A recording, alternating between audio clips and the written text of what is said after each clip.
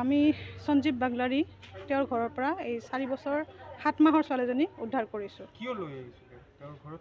তেওঁ কোৱা মতেতো এনেই ৰাখা বুলি কৈছে, কিন্তু কোনো ধৰণৰ আইনী ব্যৱস্থা লোৱা নাই, যিটো আচলতে কৰিব লাগে। তেনেকুৱা কোনো আইনী ব্যৱস্থা কৰা নাই, কোনো কাগজ আমি পোৱা নাই আইনীভাৱে লোৱাৰ। তাত তেনেকৈ ৰাখিছিলে।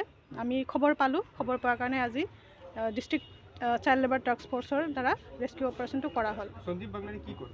তেওঁ বীৰজৰা ছায়েন্স কলেজৰ এছিষ্টেণ্ট প্ৰফেচৰ। আমি শুনিবলৈ পাইছোঁ যে এই বাচ্চাটোৰ ওপৰত টৰ্চাৰ কৰি আছিল। আমি দেখিছোঁ কিছুমান চিন দেখিছোঁ, আঘাতৰ চিন দেখিছোঁ তাইৰ গাত।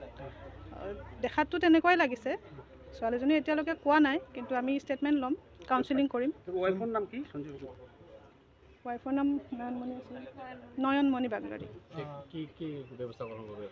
আমি FIR কৰিলোঁ অলৰেডি, আৰু এতিয়া ছোৱালীজনী আমি চাইল্ড ৱেলফেয়াৰ কমিটি বঙাইগাঁও সন্মুখত প্ৰডাকশ্যন কৰিম। তাৰপিছত আমি কয়লা ময়লা যিটো নিচিমা অৰ্ফেনেজ হোম ছ'চাইটি আছে তাতে আমি ৰাখিম, যেতিয়ালৈকে তাইৰ নিজৰ মাক বা দেউতাকে আহি তাইক লৈ নাযায়। হয়, পাইছোঁ। মা দেউতাক মৰিগাঁও। বিক্ৰী কৰা কথাটো এতিয়ালৈকে আমি গম পোৱা নাই, পইচাৰ লেনদেন হোৱা নাই বুলিয়ে কৈছে, এনেই দিয়া বুলি কৈছে।